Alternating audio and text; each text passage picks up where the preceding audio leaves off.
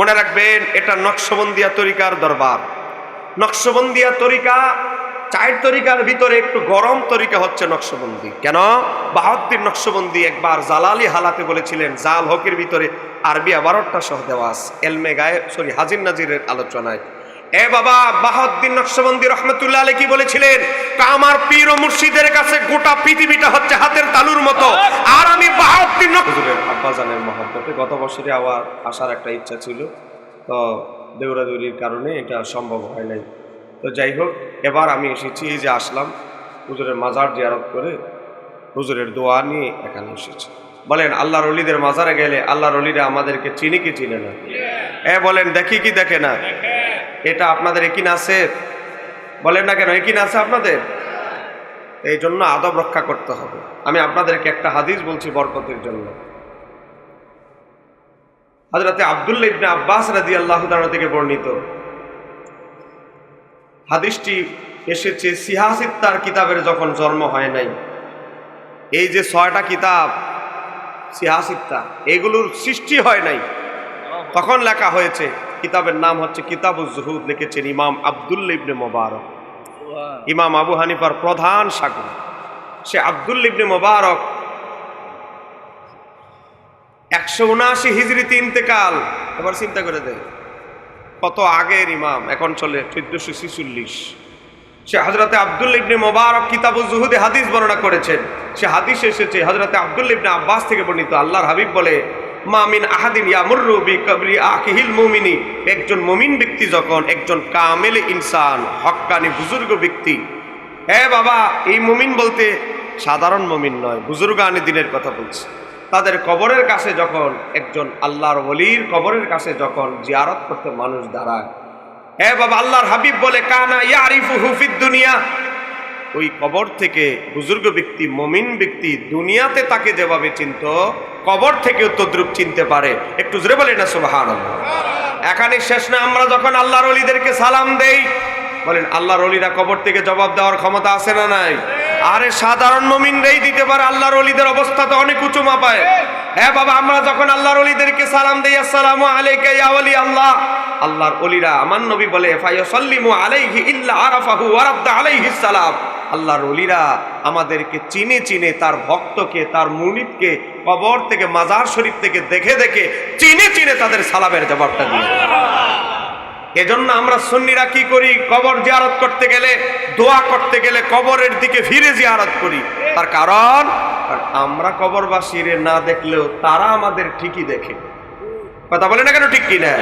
এই হাদিস বর্ণনা করে আমরা কি বলবো? আজকে এভাবে যারা হাত বাঁধে, এদের নাম হলো কি? আহলে হাদিস।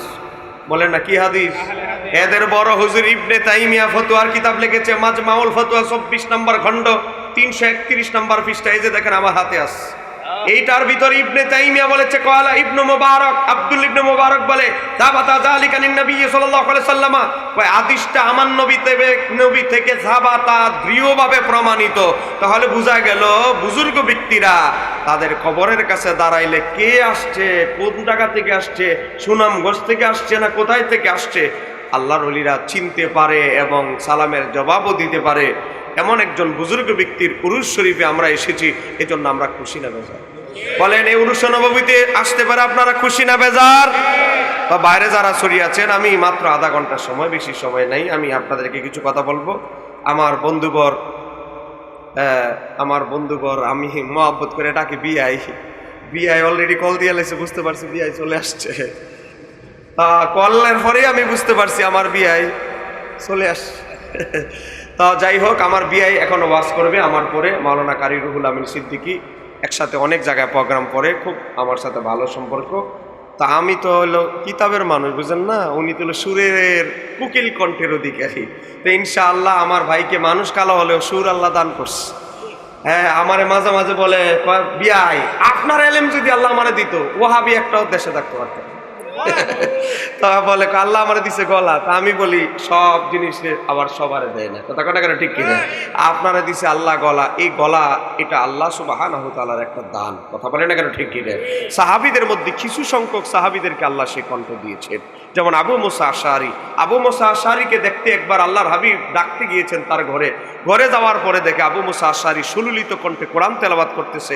আমার নবী তাকে নামাজে ডাক দিলেন না, পিছনে দাঁড়ায়া তার কেরাত শুনতেছে। নামাজ যখন শেষ, আমার নবীর কাছে আবু মুসা আশআরী আমার নবীর কাছে চলে গেল। আমার নবী বলেন, আবু মুসা আশআরী তুমি এত তাড়াতাড়ি কেরাত এত ছোট করলে কেন? কেন ইয়া রাসূলুল্লাহ? আরে আমি তোমার কেরাত পিছনে দাঁড়ায় দাঁড়ায় শুনতেছিলাম, তোমার কণ্ঠ এত সুন্দর, দাউদ আলাইহিস সালামের কণ্ঠের ফয়েজ বরকত আল্লাহ তোমাকে দান করেছে, তুমি কেন কেরাত লম্বা করলে না? আবু মুসা আশআরী কাঁদতে লাগলেন, চোখের পানি ফেলে বলে, ইয়া রাসূলুল্লাহ আমি যদি জানতাম আল্লাহর হাবিব আমার পিছনে, তাহলে আমি থামতাম না, আরো তেলাওয়াত চলতেই থাকতো। জোরে বলেন না সুবহানাল্লাহ। কণ্ঠ আল্লাহর দানে। একটু বসে। আলহামদুলিল্লাহ আলহামদুলিল্লাহ আলহামদুলিল্লাহ ওয়া কাফা, আসসালাতু ওয়াসসালামু আলা ইবাদিহিল্লাযীনা ইসতাফা, খুসুসান আলা সাইয়্যিদিনা ওয়া হাবিবিনা ওয়া শাফিঈনা মুহাম্মাদানিল মুস্তাফা সাল্লাল্লাহু আলাইহি ওয়াসাল্লাম ওয়া আলা আলিহি ওয়া আসহাবিহি ওয়া ওয়ালিস সিদকি ওয়াস সাফা, আম্মা বা'দ, ফাআউযু বিল্লাহি মিনাশ শাইতানির রাজীম, বিসমিল্লাহির রহমানির রহিম। يوم ندعو كل أناس بإمامهم قال الله تعالى عز وجل إن الله وملائكته يصلون على النبي يا أيها الذين آمنوا صلوا عليه وسلموا تسليما। محبت بنا اللهم মহাব্বতে পিছনে লানা মুহাম্মাদ ওয়ালা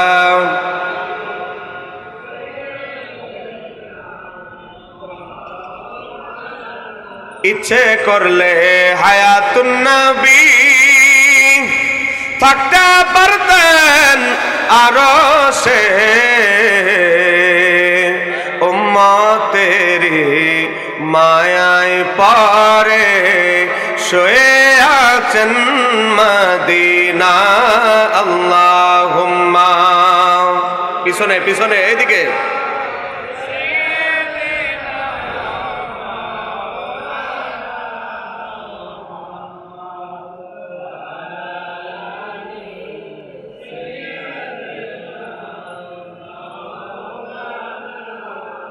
বালাগানুলা বিকামালিহি কাশাফাত আসনাত জামিউ।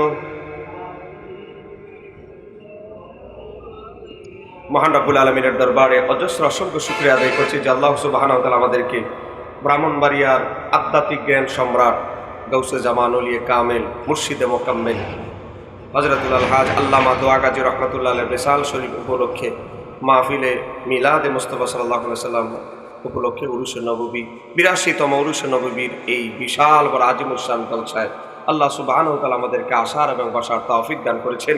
এজন্য আমরা সবাই বজ্রকণ্ঠে বলি আলহামদুলিল্লাহ। বিশেষ করে আজকের এই উরুসে নববী, এই বিশাল বড় মিলাদে মুস্তাফার যে কনফারেন্স, যাকে স্মরণ করে উস্তাজুল উলামা ওয়াল ফুকাহা শাইখুল হাদিস অসংখ্য আলেম ওলামাদের উস্তাদ মুনাজির আহলে সুন্নাত আল্লামা মুফতি ওবায়দুল মুস্তাফা নকশবন্দি রাদিয়াল্লাহু তাআলার স্মরণে আজকের এই মাহফিল, আল্লাহ সুবহানাহু ওয়া তাআলা হুজুর কেবলার মাকাম উচ্চতর থেকে আর উচ্চতর বানিয়ে দিক। সবাই বলেন আমিন। হুজুর কেবলার ফয়েজ ও বরকত আমাদের প্রত্যেকে সিনার ভিতরে দান করুক। জোরে বলেন আমিন।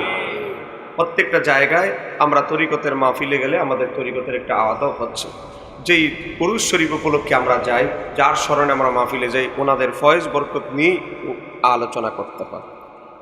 বহু জায়গায় আছে, বহু জায়গায় এমন রেকর্ড আছে, আমার সাথে অনেক বক্তাদের সাথেও এমন হয়েছে, যারা দরবারে গিয়েছে, হক্কানি দরবার, ওনাদের মাজার জিয়ারত না করে ফয়েজ না নিয়ে ওয়াজ শুরু করেছে। বহুত ফন্ডিতি কাবিল দেখাইতে আসছে, কিন্তু ওয়াজ কিছু জবান দিয়ে আসে না। কারণ আল্লাহর ওলিদের ফয়জ দরকার আছে না? জোরে বলেন আছে না নাই? বাবা, আল্লাহর ওলিদেরকে সম্মান দিয়েছেন কে? মনে রাখতে হবে, আমার আর আপনার আর ওলিদের মাঝে পার্থক্যটা অনেক দিকে। আমি যদি শুধু পার্থক্য বলতে যাই, একজন সাধারণ মুমিন থেকে আল্লাহর ওলির পার্থক্য 70টা। একটু জোরে বলেন না সুবহানাল্লাহ। 50টা উল্লেখ করেছেন ইমাম জালালউদ্দিন সুয়ুতী শরহুস সুদুর কিতাবে, 50টা, আর বাকি 20টা এসেছে বিভিন্ন কিতাবে ছড়িয়ে ছিটিয়ে আছে। আমি শুধু এতটুকু বলবো, একজন আল্লাহর ওলির যখন ইন্তেকালের সময় আসে, প্রত্যেকেই ইন্তেকাল করতে হবে, আমরাও করতে হবে, আল্লাহর ওলিও করতে হবে। তবে আমাদের ইন্তেকালের ধরন, আমাদের ইন্তেকালের মৃত্যুর অবস্থা আর আল্লাহর ওলিদের ইন্তেকালের অবস্থা কখনো এক হতে পারে না। তো কতটুকু ডিফারেন্স আপনাদেরকে শুধু 2টা হাদিস বলছি। একটা হাদিস হচ্ছে ইমাম বাইহাকির শুআবুল ঈমান, হাদিস নাম্বার 402। আমি যতগুলো কথা বলবো সংক্ষিপ্ত সময়ে সাহাবীর নাম বলবো, হাদিসের মান বলবো, সহিহ না জয়ীফ। হাদিস বলা কোনো ক্রেডিট না। অনেক হাদিস আছে জাল হাদিস, অনেক হাদিস আছে সহিহ, কিছু হাদিস হাসান, কিছু জয়ীফ, বিভিন্ন ক্যাটাগরির আছে। আমরা সুন্নিরা সহিহ হাদিস দিয়ে দলিল দেই, কথা কোন ঠিক কিনা? মুস্তাহাবের ক্ষেত্রে আমাদের ফুকায়ে কেরাম বলছে জয়ীফ হাদিসই যথেষ্ট। মনে রাখবেন, আহলে সুন্নাত ওয়াল জামাতের যত আকীদা, সব আকীদার পক্ষে সহিহ হাদিস আছে, কথা বলে না কেন ঠিক কিনা? আমরা এসেছি আজকে বর্তমান হুজুর আল্লামা পীর মুফতি নুরুল মুস্তাফা নকশবন্দি মুজাদ্দিদি মাদ্দাজুল্লাহ আলী, নকশবন্দি মাদ্দাজুল্লাহ আলী হুজুরের ডাকে, বিশেষ করে মুহিব্বানে আহলে বাইত রাদিয়াল্লাহু তাআলা আনহুম যুব কাফেলা, এই বিশাল বড় সংগঠন, তা আবার আহলে বাইতের নিসবতে, আহলে বাইতের মর্যাদা মনে রাখতে হবে। আহলে বাইত ছাড়া আপনি কখনো সত্য খুঁজে পাবেন না। আহলে বাইতের মহাব্বত ছাড়া জান্নাতে যাওয়া সম্ভব? ধরে বলে না জান্নাতে যাওয়া সম্ভব? আমি আপনাদেরকে বেশি বিরক্ত করছি, একটু 20টা মিনিট একটু আমাকে সময় দেন। আসেন, যে কথা বলতেছিলাম, ইমাম বাইহাকি হাদিস নকল করেছেন। এই হাদিসটা 69টা হাদিসের কিতাব আছে। আমি তালিকাগুলো বলতে পারছি না সময় স্বল্পতার কারণে, শুধু ইমাম বাইহাকি রেফারেন্সটা দিলাম, যার গ্রহণযোগ্যতা সর্বমহলে। হযরতে মুহাম্মদ ইবনে কাব আল কুরজি রাদিয়াল্লাহু তাআলা থেকে বর্ণিত, একজন আল্লাহর ওলির যখন ইন্তেকালের সময় আসে, আজরাইলের কাছে যখন নোটিশ আসে, আল্লাহর ওলির কাছে আজরাইল আসে। হাদিসের সাহাবী বর্ণনা করছেন, জাহু মালাকুল মাউত, মালাকুল মাউত আল্লাহর ওলির কাছে যখন আসে, ফাকালা, আল্লাহর ওলির কাছে আসার পরে, বাবা পরবর্তী রওয়ায়াতে এসেছে, একজন আল্লাহর ওলির কাছে যখন আজরাইল আসে, জান্নাতের পোশাক পরে, আতর খুশবু মেখে, সুন্দর সুরতে আল্লাহর ওলির সামনে উপস্থিত হয়, যেন আল্লাহর ওলির কোনো কষ্ট না হয়। বাবা, এখানে শেষ নয়। আল্লাহর ওলির কাছে আসার পরে আজরাইল আলাইহিস সালাম বলতে থাকে, আসসালামু আলাইকা ইয়া ওয়ালি আল্লাহ, আল্লাহর বন্ধু, আপনাকে আমার সালাম। একটু জোরে বলেন না সুবহানাল্লাহ। আল্লাহর বন্ধু, আপনাকে আমার সালাম। এখানে শেষ নয়, তারপরে আল্লাহর ওলিকে বলতে থাকে, আল্লাহু ইয়াকরাউ আলাইকা সালাম, এবং আপনার রবও আপনাকে সালাম পাঠিয়েছে। আমার সাথে আল্লাহর ওলিদের তুলনা চলবে? বলেন, আপনার আমার সাথে কি আল্লাহর ওলিদের তুলনা চলবে? এখানে শেষ নয়। এই হাদিসের বাকি অংশটা তাফসিরে নাসাবি 2 নম্বর খণ্ড 211 পৃষ্ঠা সূরা নাহলের 32 নম্বর আয়াতের ব্যাখ্যায় সেখানে উল্লেখ, একটু আর অতিরিক্ত অংশ এসেছে। সেখানে কি বলে হয়েছে, আসসালামু আলাইকা ইয়া ওয়ালি আল্লাহ, আল্লাহু ইয়াকরাউ আলাইকা সালাম। সেখানে এটাও আজরাইল বলে আল্লাহর ওলিকে, ওয়া তুবাশশিরুহু বিল জান্নাতি, আল্লাহর বন্ধু, আল্লাহ আমাকে আপনাকে জান্নাতের সুসংবাদ দেওয়ার জন্য বলেছে। আল্লাহর ওলির ইন্তেকালের আগে, কবরে যাওয়ার আগে জান্নাতের সার্টিফিকেট পকেটে নিয়ে আল্লাহর ওলিরা মাজার শরীফে শায়িত হয়। এটাই হচ্ছে আল্লাহর ওলির সাথে সাধারণ ব্যক্তির তুলনা। তাহলে আল্লাহর ওলিদেরকে ভালোবাসেন কে? বাবা, আল্লাহর ওলিদেরকে এত বেশি আল্লাহ ভালোবাসেন, স্বয়ং আল্লাহ আজরাইলের মাধ্যমে মাওলার সালাম আল্লাহর প্রিয় বান্দাদের কাছে, ওলিদের কাছে পৌঁছিয়ে দেন, জান্নাতের সার্টিফিকেট নিয়ে তারপরে ওলিরা কবরে যায়। কিন্তু আজকে ওয়াহাবিরা ওয়াজ করে, কারে কিসের ওলি, কিসের কি, ফিরলেই তো খবর থাকতো না হাসরের ময়দানে। কথা কন না কেন, ঠিক কিনা? কোথায় হাসর, কোথায় কবর? ইন্তেকালের আগে আল্লাহর ওলিরা জান্নাতের সার্টিফিকেট নিয়ে কবরে ঢুকে, আর তুমি আসছো হাসরের ময়দানের কথা। আল্লাহ তাদেরকে হেদায়েত দান করুন, আমিন। বলেন, আমরা কি গালাগালি করতেছি নাকি? আমরা হক কথা বলবো। মনে রাখবেন, সুফিয়াই কেরামদের আদর্শ হলো একটা বেদিনকে কাফেরকে গালি দেওয়ার কথা আমাদের সুফিয়াই কেরামরা বলে যাই রে। মনে রাখবেন, এটা নকশবন্দিয়া তরিকার দরবার। নকশবন্দিয়া তরিকা চার তরিকার ভিতরে একটু গরম তরিকা হচ্ছে নকশবন্দি। কেন? বাহাউদ্দিন নকশবন্দি একবার জালালি হালাতে বলেছিলেন, জাল হকের ভিতরে আরবি 12টা সহ দেওয়া আছে এলমে গায়ে হাজির নাজিরের আলোচনায়। এ বাবা, বাহাউদ্দিন নকশবন্দি রহমতুল্লাহ আলাইহি কি বলেছিলেন? আমার পীর ও মুর্শিদের কাছে গোটা পৃথিবীটা হচ্ছে হাতের তালুর মতো, আর আমি বাহাউদ্দিন গাউসে পাক, খাজা গরিবে নওয়াজ, মুজাদ্দেদে আলফাসানিকে গাউসে পাক তিনজনে তাকে ইমাম বানিয়েছেন। কিন্তু মূলত কিন্তু মুজাদ্দেদে আলফাসানি নকশবন্দি তরিকার বায়াত ছিলেন, ওনার পীর ও মুর্শিদ থেকে শুরু করে। যেই কথা বলতেছিলাম, তাহলে আল্লাহর ওলিদের দরবারে এসে আমরা কি ঠকলাম না জিতলাম? ধরে বলে না, আল্লাহর এই যে উরুস শব্দ ব্যবহার করা হয়েছে, উরুস শব্দ কোরআন হাদিসে আছে না নাই? জোরে বলেন এখানে আছে না নাই? বাবা, আপনি মনে রাখবেন, আপনার সাধারণ মানুষের মৃত্যু, একজন সাধারণ মানুষ যখন ইন্তেকাল করে, আজরাইলের বিকট চেহারা দেখার পর তার পেশাব পায়খানা বের হয়ে যায়। যারা গোসলের কাজ করে তাদেরকে গিয়ে জিজ্ঞাসা করবেন, ভাই আপনি তো জীবনে অনেক গোসলের কাজ করেছেন, বলবে আমি অনেক অভিজ্ঞতা অর্জন করেছি যারা গোসল দেয়। দেখবেন কিন্তু আল্লাহর ওলিরা যখন ইন্তেকাল করে, তাদের হাসি মাখা চেহারা দেখিয়ে ইন্তেকাল করে, তাদের ইন্তেকালের পরে তাদের চেহারা থেকে নূর ভেসে উঠে। এক কথা বলে না কেন, ঠিক কিনা? এবং আল্লাহর ওলিদের নয়, আর আল্লাহর ওলিরা তো অনুকুচ উঁচু মাপায়। আল্লাহর ওলিদের যারা আশেক, আল্লাহর ওলিদের যারা সোহবত লাভ করেছে, যারা তরিকাপন্থী আহলে সুন্নাত ওয়াল জামাতের অনুসারী, তাদের চেহারা থেকে হাসরের ময়দানে নূর চমকাতে থাকে। হুজুর কেবলার আব্বাজানের যারা আপনারা দেখেছেন এখানে দাড়ি পেকে গেছে মুরব্বীরা, যারা হুজুরের হাতে বায়াত গ্রহণ করেছেন, যারা হুজুরের সোহবত সংস্পর্শ লাভ করেছেন, মনে রাখবে আল্লাহর হাবিব সাল্লাল্লাহু আলাইহি সাল্লামের হাদিস, সহিহ বুখারী হাদিস নাম্বার 1036, আল্লাহর হাবিব সাল্লাল্লাহু আলাইহি সাল্লাম বলেন, লা তাকুমু সাআতু হাত্তা ইকুবাদুল ইলমু, ততক্ষণ পর্যন্ত হবে কিয়ামত হবে না। কখন? দেখবা ইলম উঠিয়ে নেওয়া হবে। সাহাবাই কেরাম প্রশ্ন করলো, ইলম কিভাবে উঠিয়ে নেওয়া হবে? আমার নবী বললেন, হক্কানি বুজুর্গ, হক্কানি সমজদার আলেমদের ইন্তেকালের মাধ্যমে ইলম উঠিয়ে যাবে। আজকে দেখেন আল্লামা মুফতি ওবাইদুল মুস্তাফা নকশবন্দি রাদিয়াল্লাহু তাআলার মতো আরেকজন আলেম গোটা ব্রাহ্মণবাড়িয়ায় কি আপনারা খুঁজে পাবেন? আপনারা কি রাগ করছেন আমার উপরে, নাকি বয়স কম দিকে পছন্দ হচ্ছে না? বলেন, ওনার মতো মুহাক্কিক আরেকজন আলেম কি আমরা আঙ্গুল দেখায় বলতে পারবো? তাহলে দেখেন, এই সমস্ত মহান বুজুর্গ ব্যক্তিদের পর্দা নেওয়ার মাধ্যমে আমার নবী বলে, হক্কানি সমজদার এমন এলেমের সমুদ্র বিদায়ের মাধ্যমে এলেম আস্তে আস্তে উঠে যাবে। কিতাবপত্র বাজারে ঠিকই থাকবে, কিতাব বুঝার মতো সমজদার আলেমদের সংখ্যা আস্তে আস্তে উঠে যাবে। কথা বলেন না কেন, ঠিক কিনা? মনোযোগ দিয়ে শুনতে হবে। আমি একটা পয়েন্ট আপনাদেরকে বলছি, আল্লাহর ওলিদের যখন ওফাতের সময় আসে কি হয় সেটা তো বললাম। বাবা, আল্লাহর ওলিদের ওফাতের পরে আল্লাহর ওলি তার আওলাদদেরকে, তার শাহজাদাদেরকে, তার প্রিয় মানুষদেরকে বলতে থাকে, আমার শাহজাদা, আরে কেন আমার বিলম্ব করতেছো? আমার জন্য তো শান্তির নীর অপেক্ষা করতেছে। একটু জোরে বলা যাবে কি সুবহানাল্লাহ? আপনাদেরকে আমি একটা উদাহরণ দেখাচ্ছি, আপনাদেরকে দেখাচ্ছি। আপনারা বিরক্ত হচ্ছেন? দেখেন, হযরত ইমাম জালালউদ্দিন সুয়ুতী রহমাতুল্লাহ আলাইহি, ওনার নাম আপনারা শুনেছেন? মাশাআল্লাহ। ইমাম জালালউদ্দিন সুয়ুতী রহমাতুল্লাহ আলাইহি একটা কিতাব লিখেছেন, সেই কিতাবটার নাম হচ্ছে শরহুস সুদূর। বলেন না, শরহুস সুদূর।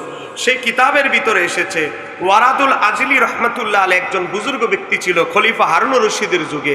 তাকে যখন কবরের কাজ করতে গেল, ওনার কিছু স্পেশাল কাছের মানুষ খাদেম কবরের কাজ করতে গিয়ে সবাই চলে আসলো। এক ব্যক্তির তার রুমাল কবরের ভিতরে পড়ে গেল। সে ব্যক্তি যখন জানাজায় যেতে গেল, জানাজা থেকে বলে যে জানাজা তো দেরি আছে, আমি একটু আমার রুমালটা কবর থেকে নিয়ে আসি।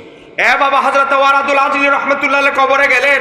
যাওয়ার পরে গিয়ে দেখে কবরে এখনো তাকে দাফন করা হয় নাই। কবরে দাফনের আগেই আল্লাহর ওয়ালির কবরটাকে জান্নাতের ফুল দিয়ে সাজানো হয়েছে। ওই ব্যক্তি কি করলে? কবরের ভিতরে নামলো। চিন্তা করলে, আমি কি স্বপ্নে ভুলভাল দেখতেছি নাকি, আমি কি স্বপ্নের বিভরে আছি নাকি, এই চিন্তা করে সে কবরে নামলো। আল্লাহর ওলি হযরত ওয়ারাদুল আজলি রহমাতুল্লাহ আলাইহি কবরের ভিতরে নামলেন। নামার পরে তার কবর থেকে একটা ফুল নিলেন। সত্য ঘুমের ভিতরে আছে না জাগ্রত আছে, এটা বুঝার জন্য একটা ফুল নিলেন। ফুল নিয়ে দেখতেছে জান্নাতের মেশকা আম্বরের গ্রাম বের হচ্ছে। ফুলটা পকেটের ভিতরে ঢুকাইলেন, সত্যি না স্বপ্নের ভিতরে আছে? বাইরে গেলেন, দেখে ফুল আছে। বাবা, সেই ব্যক্তি 6 মাস পর্যন্ত ফুলটা রেখেছিল। 6 মাস পর্যন্ত তার ঘর থেকে মেশক আম্বরের ঘ্রাণ বের হয়েছিল। খলিফা হারুন রশিদের কাছে খবর গেল। খলিফা হারুন রশিদ বললেন, তুমি যত মুদ্রা চাও তত মুদ্রা দিব, তারপরেও আমাকে এই জান্নাতের ফুলটা আমাকে দিয়ে দাও। একটু জোরে বলেন না সুবহানাল্লাহ। এ বাবা, আল্লাহর বুজুর্গ ব্যক্তিরা যখন কবরে দাফন করা হয়, আমরা হয়তো দেখার মতো সৌভাগ্যবান চোখ আমাদের নাই, আমরা হয়তো দেখি না, কিন্তু আল্লাহর ওলিদের দাফনের আগেই আমার আল্লাহ তাদের কবরটাকে মেশক আম্বর দিয়ে সুঘ্রাণ যুক্ত করে দেয়। তাদের কবরটাকে জান্নাতের নাজ নেয়ামত ফুল সজ্জার মতো ফুল দিয়ে, জান্নাতি ফুল দিয়ে সাজিয়ে দেয়। একটু জোরে বলা যাবে কি সুবহানাল্লাহ। এ বাবা, আল্লাহর ওলিকে যখন দাফন করা হয়, আল্লাহর ওলিকে মুনকার নাকির আসে। এ বাবা, মুনকার নাকির আসার পরে ফায়াকুলানে, ওই আল্লাহর ওলিকে বন্ধুকে বলতে থাকে, ফায়াকুলানে, তারা দুইজন ফেরেশতা বলতে থাকে, নাম, এ আল্লাহর বন্ধু ঘুমান, বিশ্রাম নেন। কানামাতুল আরুসে, নবদুলহা নতুন বিয়ে করলে তার জন্য যেভাবে ফুল সজ্জা সাজানো হয়, বিভিন্ন দামি দামি ফুল দিয়ে তার আলোক সজ্জা করে সুন্দর করে যেভাবে তার ঘরটাকে সাজিয়ে দেয় বিভিন্ন দামি দামি ফুল দিয়ে, এ আল্লাহর ওলি, আপনার জন্য নবদুলহার মতো কবরটা সাজিয়ে দেওয়া হয়েছে। কিয়ামতের আগ পর্যন্ত আপনি নবদুলহার মতো ঘুমাইতে থাকেন। এজন্য আল্লাহর ওলিদের ওফাতের দিনটাকে আমরা উরুস বলি কেন? কারণ আল্লাহর ওলিদের ওফাতের দিন, দাফনের সময়টাকে, দিনটাকে আল্লাহর দুই ফেরেশতা মুনকার নাকির তারা বলে উরুসের দিন। তাহলে উরুস শব্দ কি সবার সানে ফিটিং করা যাবে? উরুস শব্দ কি সবার সানে যাবে? নয়। উরুস শব্দ আসবে মুত্তাকি আল্লাহর ওলিদের সানে, যেমনটা আমরা আজকে উরুস শব্দ ব্যবহার করতেছি। আল্লামা মুফতি ওবায়দুল মুস্তাফা নকশবন্দি রাহমাতুল্লাহ আলাইহির সানে আমরা উরুস শব্দ ব্যবহার করছি, যিনি আমার নবীর জন্য গোটা জীবন উৎসর্গ করেছেন। কথা কনা কেন, ঠিক কিনা? আরো ধরে বলতে হবে, ঠিক কিনা? বলেন, আল্লাহর ওলিদের ইন্তেকালের পরে ক্ষমতা কি কমে না বাড়ে? এই পিছন থেকে আওয়াজটা কমাচ্ছে, আপনারা কি রাগ করছেন আমার উপরে? আরে আমি আর 10 মিনিট বিরক্ত করব। আমি তো আসছি হুজুরের ওই যে মাজার শরীফ জিয়ারত করে আসলাম, আসছি হুজুরের একটু ফয়েজ ও বরকত দোয়া নেওয়ার জন্য। বেঁচে থাকলে অনেক মাহফিল করা যাবে। মাহফিল আমি আগামী বছর নিয়ত করছি মাত্র 3 মাস করব, কারণ মাহফিলের কারণে আমার বই লেখা বন্ধ হয়ে গেছে। আমার এত টাকার দরকার নাই, শুধু ডিসেম্বর, জানুয়ারি, ফেব্রুয়ারি এছাড়া আর মাহফিল করব না। কারণ আসলে আমার সবচেয়ে বেশি খেদমত দরকার দেখতেছি বই। কারণ আমি এই বছর 55টা জেলায় মাহফিল নিয়েছি, মাহফিলের বিভিন্ন জায়গায় গেছি, সুনামগঞ্জ, হাওড়া এলাকা, বিভিন্ন জায়গায় গিয়ে দেখি মানুষের ঘরে আমার বই, মাদ্রাসা ছাত্রদের কাছে আমার বই। আমি চিন্তা করলাম, আরে ওয়াজ, ওই আমার বাজানের কাছে এই বই আছে, একটু জোরে কর না মারহাবা। এই বই সহিহুল বিহারি, এই বইটা 7 খণ্ড, এটা 7 নম্বর খণ্ড। 1100 কপি বিক্রি হয়েছে, 1100 সেট বিক্রি হয়েছে মাত্র 6 দিনে। একটু জোরে কর না সুবহানাল্লাহ। যাই হোক, যেই কথা বলতেছিলাম, তো বই লেখার লোকের অভাব, বক্তার অভাব নাই। কথা কেন ঠিক কি? আজকেও বাজানের দরবারে কত বক্তা ঘুরে গেছে, শিডিউল দিতে পারে নাই। কথা কেন আছে না? বক্তার শেষ নাই, কিন্তু লেখক আমাদের নাই। তো এজন্য আমি যদি ওয়াজে ফিল্ডে বেশি সময় দিয়ে দেখতেছি বই লেখার অবস্থা খুব খারাপ। বিশেষ করে তাসাউফের কিতাবগুলো আমাদের অনুবাদ দরকার। তাসাউফের বইগুলো, বিশেষ করে মৌলিক আকিদার বইগুলো, সিয়াসিত্তাগুলো, তাফসির বের হবে রমজানে। তারপরে আমরা সিয়াসিত্তা ধরতেছি, আগামী বছর সিয়াসিত্তার অন্তত 3টা কিতাব যেন জাতিরে দিতে পারি, এই পরিকল্পনায় কাজ করতেছি। হুজুর যদি একটু দোয়া করে, নেক নজর রাখে, ইনশাআল্লাহ হুজুরকেও স্মরণ করব। তো যেই কথা বলতেছিলাম গভীরভাবে লক্ষ্য করেন, আল্লামা কাজী সানাউল্লাহ পানিপতি নকশবন্দি, তিনিও নকশবন্দি তরিকার বায়াত ছিলেন। তিনি একটি তাফসির লিখেছেন, নাম দিয়েছেন তাফসিরে মাঝহারি। এ বাবা, আমাদের কওমি ভাই, জামাত ইসলামের ভাই, আহলে হাদিস ভাই, সুন্নি ভাই, সব বাইরেই পড়ে। সে তাফসিরে মাঝহারির ভিতরে এসেছে, একজন আল্লাহর ওলির ইন্তেকালের পর, আল্লাহর ওলির পর্দা নেওয়ার পর আমার আল্লাহ আল্লাহর ওলির রুহানি পাওয়ার 70 গুণ বাড়ায় দেয়। বলেন না কয় গুণ? আরেকটু জোরে বলেন না কয় গুণ?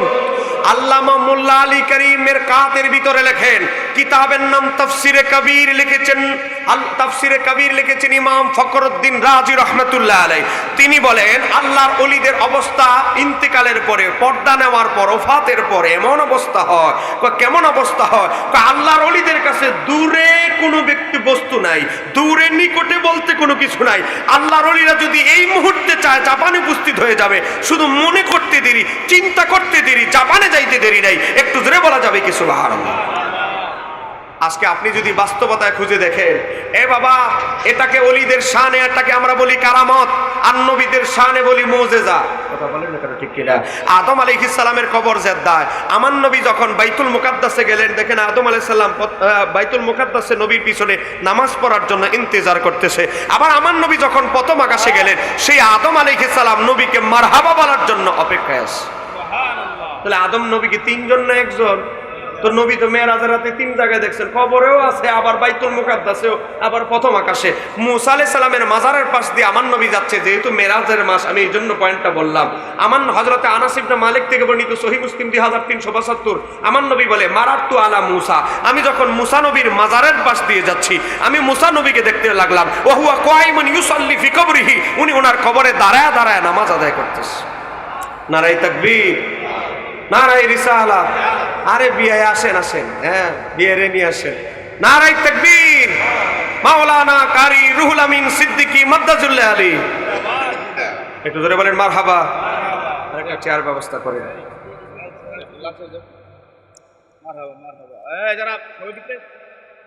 যারা বাইরে আছেন একটু বসেন।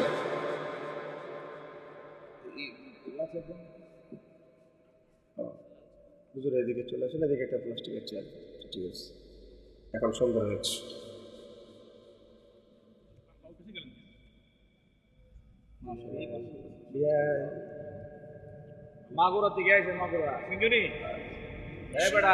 ঢাকা থেকে লাগে, ঢাকা থেকে 250 কিলোমিটার দূরে মাগুরা থেকে এসেছে। জোরে বলেন মারহাবা।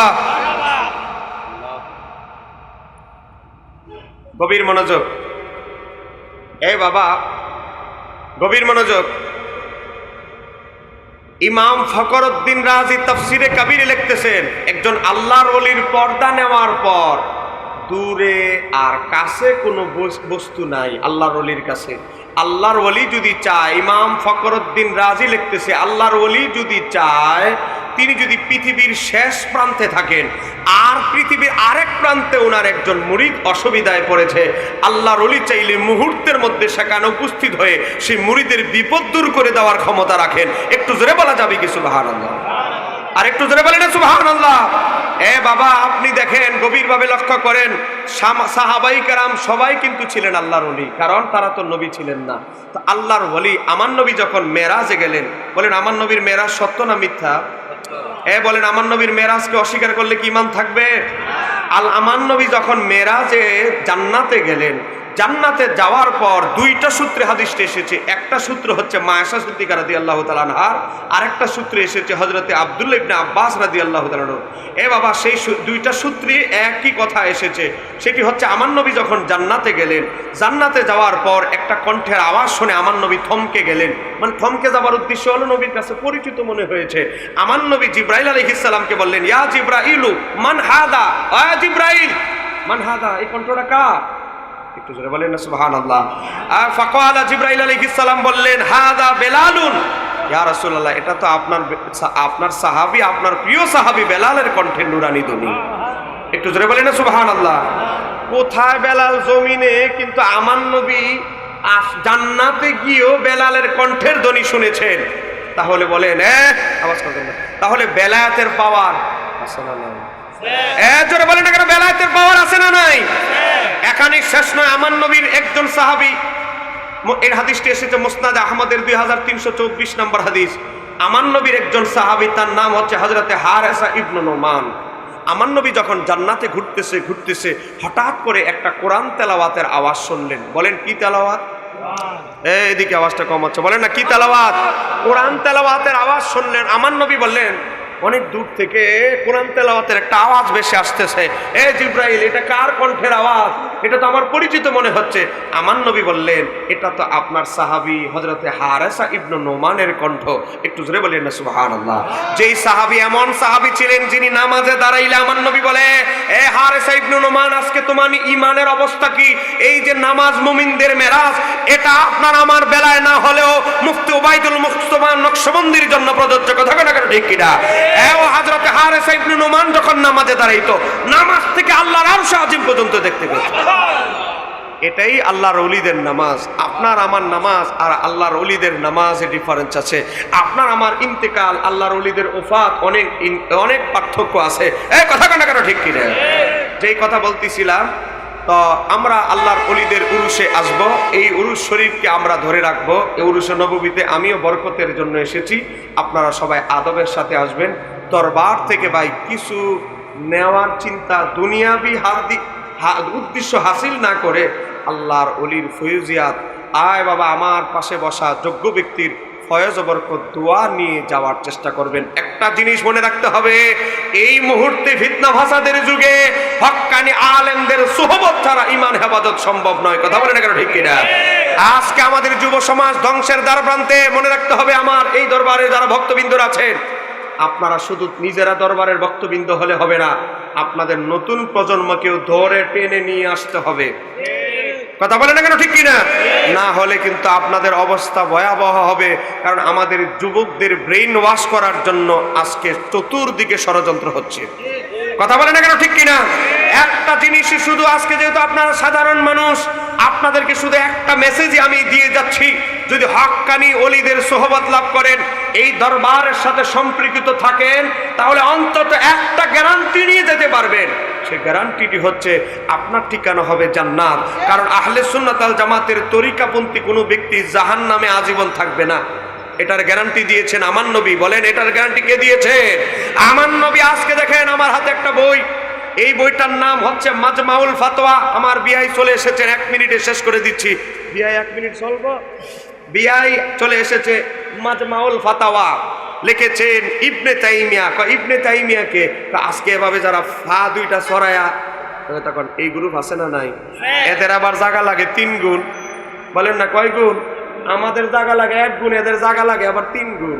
তো এই ভাইরাস নিয়ে আবার আমি সবচেয়ে বেশি বাংলাদেশে কথা বলি, বইও লিখছি 11টা এদের বিরুদ্ধে। তো যেই কথা বলছি, এদের বড় হুজুর, জামাত ইসলামের হুজুরদের বড় হুজুর, আমাদের কওমি ভাইদের বড় হুজুর, তার নাম হলো ইবনে তাইমিয়া। এই ইবনে তাইমিয়া একটা ফতোয়ার কিতাব লিখেছে 32 খণ্ডে। বাবারে 32 খণ্ডে। এই 32 খণ্ডে কিতাবের নাম হচ্ছে মাজমাউল ফাতাওয়া। এটার 19 নম্বর খণ্ড। বাজান ঠিক আছে? 19 নম্বর খণ্ড।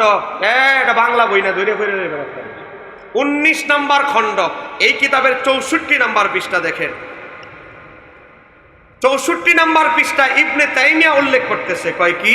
সূরা আল ইমরানের 106 নম্বর আয়াতে আমার আল্লাহ বলছে, হাসরের ময়দানে উম্মতে মুহাম্মাদিকে 2 দলে ভাগ করা হবে। 2 দলে। এক দলের ব্যাপারে আল্লাহ কোরআনুল কারীমে বলতেছে, এক দল কি? এক দল হচ্ছে ইয়াউমা তাবিয়াদ্দু উজুহুন। হাসরের ময়দান এক দলের চেহারা হবে শুভ্র নূরানি, যাদের চেহারা থেকে নূর চমকাতে থাকবে। কথা বলেন না কেন ঠিক কিনা? আজকে এই দরবারে যিনি শুয়ে আছেন, মুফতি আল্লামা ওবায়দুল মুস্তফা নকশবন্দি রাদিয়াল্লাহু তাআলা, ওনার ইন্তেকালের সময় চেহারা কি মলিন ছিল না নুরানি ছিল? আজকে দেখবেন বহু খয়রাতি ডব্লিউ মার্কা বড় হুজুর যখন মারা যায়, মরে যাওয়ার পরে 2 ঘন্টা পরে আর চেহারা দেখাইতে চায় না। কথা বলেন না কেন ঠিক কিনা? আমি তো চট্টগ্রামে থাকি, হাটহাজারিতে এক হুজুর মারা গেছে, ওনাদের বড় হুজুর। বাবা, ছবিও তুলতে কেউ দেয় নাই, চেহারাও কেউ দেখাই নাই। তা করতেছেন আমার কথা? আমি হক কথা বলি, দাওয়াত দিলে না দিলে দেন, না দিলে না। আমি বক্তাগিরি ফেসার লোক না, আমি লেখক মানুষ। বই লেখবো, এটাই আর বহুত বালা। কথা কন না কেন? বিয়াই আজকে গাড়ি ভেঙে লাইছে, আমার 60-70 হাজার টাকা শেষ। তো যাই হোক, আমাদেরকে তো আবার হাদিয়া আমরা কন্ট্যাক্ট করে যাইতে পারি না, হাদিয়া মানুষ আমাদেরকে বেশি দেয় না। তো এর চেয়ে বড় জ্বালা হইলো বই লেখি বাসা সামনে, চিন্তা করতেছি এটা আরো বেশি ভালো। বিয়াই আপনি একটু দোয়া করে দিয়েছেন। যাই হোক, এবার দেখেন আল্লাহ কোরআনুল কারীমে বলতেছে, হাসরের ময়দানে উম্মত মুহাম্মাদের এক দলের চেহারা হবে শুভ্র নূরানি, যাদের চেহারা থেকে নূর চমকাবে। জোরে বলেন না সুবহানাল্লাহ। আয়াতটা কোথায়? সূরা আল ইমরান আয়াত নম্বর 106। এরপরে আরেক দলের কি অবস্থা হবে? আল্লাহ কোরআনে বলে ওয়াতাসওয়াদ্দু উজুহুন, আরেক দলের চেহারা হবে এমন বিশ্রী, তাদের চেহারাটা হবে সিল মারা। আরে বাবা, দুনিয়াতে যত চামড়া দলা আর সাদাই হোক, হাসরের ময়দানে আমার আল্লাহ বাতিলপন্থী হওয়ার কারণে, দুনিয়াতে গুস্তাখে রাসূল হওয়ার কারণে তাদের চেহারার মধ্যে এমন কুৎসিত বানিয়ে দিবেন, সিল মেরে দিবেন, ফেরেশতারা, নবীরা, সিদ্দিকিনরা দেখা মাত্রই বুঝবে এ বেজাল দলের কোম্পানির সদস্য ছিল। কথা কথা কেন ঠিক কিনা? এই আয়াতের ব্যাখ্যা করতে গিয়ে ইবনে তাইমিয়া লিখতেছে, ইবনে তাইমিয়া যারা আজকে আমাদের আহলে সুন্নাত ওয়াল জামাতের নাম শুনলে যাদের অ্যালার্জি খাইজারি হয়, তাদের বড় হুজুর ইবনে তাইমিয়া লিখতেছে, ক্বালা ইবনে আব্বাস, হযরতে আব্দুল্লাহ ইবনে আব্বাস নবীর সাহাবীদের যুগ থেকে কিয়ামত পর্যন্ত উম্মতের যিনি সবচেয়ে বড় মুফাসসির, হযরতে আব্দুল্লাহ ইবনে আব্বাস বলে তাবিয়াদ্দু উজুহুন, হাশরের ময়দানে যাদের চেহারা নূরানি হবে, নূর চমকাতে থাকবে, তারা কারা?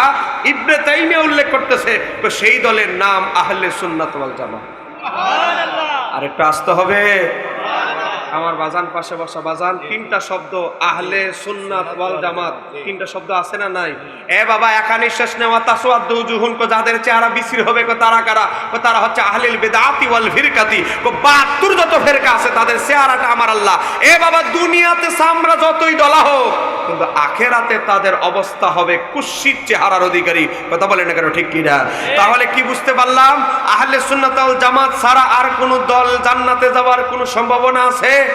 এ বলেন, কোন সম্ভাবনা আছে? আমার নবী বলে, তিরমিজি শরীফের হাদিস, হাদিস নাম্বার 2641 নম্বর হাদিস, আমার নবী বলে 72-73 দলের ব্যাপারে বলতে গিয়ে বলে, বনি ইসরাইল 72 দলে বিভক্ত হয়েছে, আমার উম্মত 73 দলে বিভক্ত হবে, কুল্লুহুম ফিন্নার, সব দলই যাবে জাহান্নামে।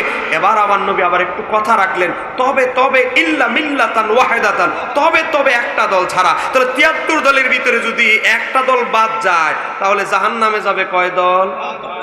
পিছনে কি আপনারা ঘুমায় গেছেন নাকি? নাকি আমার পক্ষ থেকে চাটা দিতে হবে? বলেন, তাহলে 73 দল থেকে যদি একটা দল বাদ যায়, বোঝা গেল জাহান্নামে যাবে কয় দল? তো এখন আপনারা বলেন, হাদিস নাম্বার তিরমিজি 2641, এখন আপনারা বলেন, আমার নবী যদি বলে 72 দল জাহান্নামে যাবে, জান্নাতে নেওয়ার ক্ষমতা কি কোন আমিরের আছে? কোন ওই যে পিছনে ব্যানারে লাগাইছে মুফাসসির তাফসিরুল কোরআন মাহফিল, ওয়াজ চলতেছে রাজনীতির। কথা কেন ঠিক কিনা? ওয়াজ কিন্তু উদ্দেশ্য হলো রাজনীতির প্রচারণা, নাম দিয়েছে পিছনে তাফসিরুল কোরআন মাহফিল। তা কোরআনের নাম দিয়া যারা রাজনীতি করতে চায়, যাদের উদ্দেশ্যই খারাপ, তাদের থেকে কি হক মানুষ আশা করতে পারে? জোরে বলেন, আশা করতে পারে? এখন মানুষ বুঝে গিয়েছে, আজকে সিলেটের গন্ডগোল হয়েছে, আপনারা শুনেছেন, মানুষ এখন বুঝে গিয়েছে এটা তাফসিরুল কোরআন মাহফিল নয়, এটা রাজনৈতিক জনসভা। কথা বলে না কেন ঠিক কিনা? আমার বাবারা, ভাইয়েরা, একটা কথাই আপনারা শুনে রাখবেন, এই দরবারে আসলে আর কিছু না পারেন, আর কিছু শিখতে না পারলেন, অন্তত একটা জিনিস শিখতে পারবেন, আহলে সুন্নাত ওয়াল জামাতের উপরে থাকতে হবে।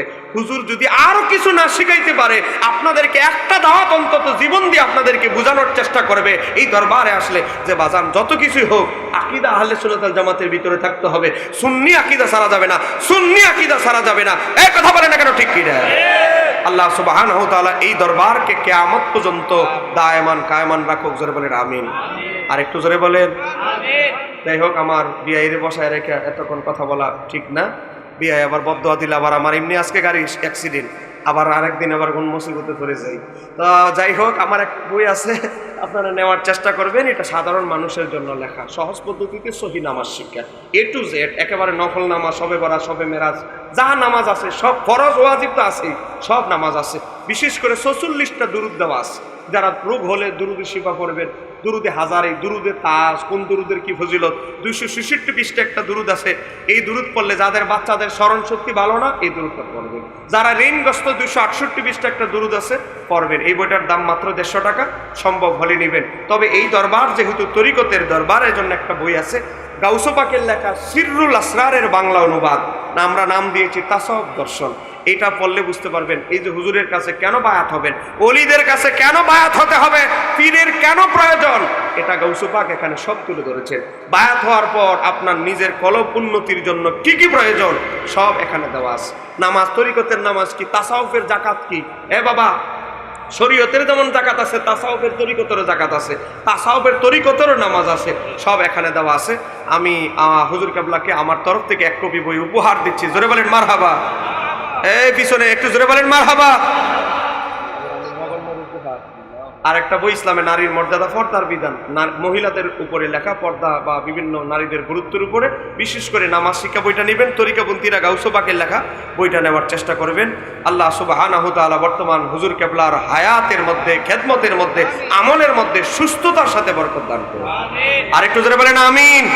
ইনশাআল্লাহ কখনো আমি যত ব্যস্ততা থাকি হুজুর কেবলা যদি ডেট জানিয়ে দেয় আগে, আমি যেখানে আশেপাশে যেখানেই থাকি ইনশাআল্লাহ একটু সময় দেওয়ার চেষ্টা করব। তবে আজকে আমার দুর্ঘটনা হয়ে গেছে, আমি গাড়ির অ্যাক্সিডেন্ট হয়েছে, কোনো গাড়ি পাচ্ছি না। কুমিল্লা চতুর্দিকে ফোন দিতেছি, কোনো গাড়ি পাচ্ছি না। পরে রাস্তা থেকে একটা গাড়ি ধরে পরে আসছি। যাই হোক, আজকে একটা অ্যাক্সিডেন্ট হয়ে গেছে, শিডিউল বিপর্যয়। ইনশাআল্লাহ আপনাদেরকে মন ভরে 1 ঘন্টা 1.5 ঘন্টা ইনশাআল্লাহ এক সময় আমি আলোচনা করব, যেহেতু হুজুরের সাথে একটা সম্পর্ক, আত্মার সম্পর্ক গড়ে উঠেছে, থাকবে ইনশাআল্লাহ। আসসালামু আলাইকুম ওয়া রাহমাতুল্লাহি তাআলা ওয়া বারাকাতুহু।